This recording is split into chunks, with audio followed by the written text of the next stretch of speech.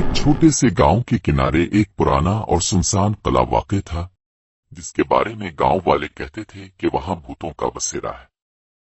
गांव के बच्चे अक्सर इस किले के बारे में खौफनाक कहानियां सुनते और कभी भी इसके करीब जाने की हिम्मत नहीं करते थे। मगर अहमद, जो एक ज़हीन और दलेर बच्चा था, हमेशा से इस किले के बारे में जानने का ख्वाहिशमंद था। एक दिन अहमद के दोस्तों सारा, उमर और फातिमा ने मिलकर फैसला किया कि वो इस पुरस्कार किले की हकीकत जाने जाएंगे। इन सब का ख्याल था कि ये सब अफसाने हैं और कोई भूत वगैरह नहीं होता। चुनांचे एक शाम जब सूरज गुरूब होने वाला था, वो सब अपने टार्च और कुछ खाने पीने की चीजें लेकर किले की तरफ निकल पड़े। किले के करीब पहुंचते ही एक सर्द हवा चलने लगी और किले की दरवाजे के बंद होने की आवाज आई। अहमद ने सबको हौसला दिया और कहा, डरो नहीं, ये बस हवा का शोर है। वो सब दरवाजे के करीब पहुंचे और इसे धकेल कर खोल दिया। दरवाजा बड़ी आसानी से खिल गया। किले के अंदर दाखिल होते ही उन्हें एक बड़ी सी राहदारी नजर आई, जो बहुत पुरानी और पोसीदा हो चुकी थी। दीवारों पर जगह जगह खूनी हाथों के निशान और अजीब व गरीब तस्वीरें बनी हुई थीं। उनकी सांसें तेज होने लगे, मगर अहमद ने सबको हौसला दिया और आगे बढ़ने का इशारा किया। वो सब एक बड़े हाल में पहुंचे, जहां की दीवारों पर अजीब व गरीब निशानात बने हुए थे। फातिमा ने एक दीवार पर हाथ रखा तो वो दीवार हिलने लगी और एक खुफिया दरवाजा नमूदार हुआ। सब हैरान रह गए। उन्होंने आपस में मशवरा किया और आखिरकार इस खुफिया दरवाजे के अंदर जाने का फैसला किया। दरवाजे के पीछे एक लंबी सीढ़ियां थीं जो नीचे तहखाने की तरफ जा रही थीं। वो सब धीरे धीरे सीढ़ियां उतरने लगे। नीचे पहुंचते ही उन्हें एक बड़ा सा कमरा नजर आया, जिसके दरमियान में एक पुराना सा संदूक रखा हुआ था।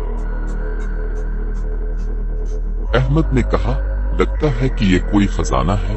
उन्होंने जल्दी से संदूक खोलने की कोशिश की, मगर वो संदूक बहुत भारी था। आखिरकार उमर और अहमद ने मिलकर इसे खोला।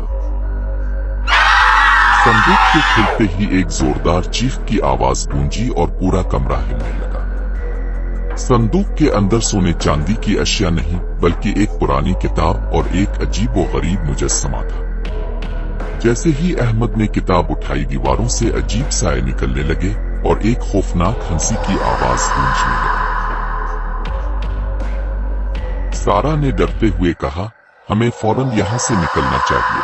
मगर अहमद किताब को देख रहा था, जिस पर लिखा था, जो भी इस किताब को छुएगा उसे किले का राज मालूम होगा, मगर कीमत चुकानी होगी।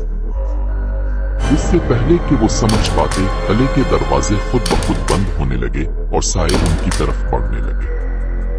अहमद ने जल्दी से किताब को वापस संदूक में रखा और सबको भागने के लिए कहा। वो सब तेजी से सीढ़ियां चढ़ते हुए वापस राहदारी की तरफ भागे। दरवाजे के करीब पहुंचते ही उमर ने देखा कि दरवाजा खुद ब खुद बंद हो रहा है।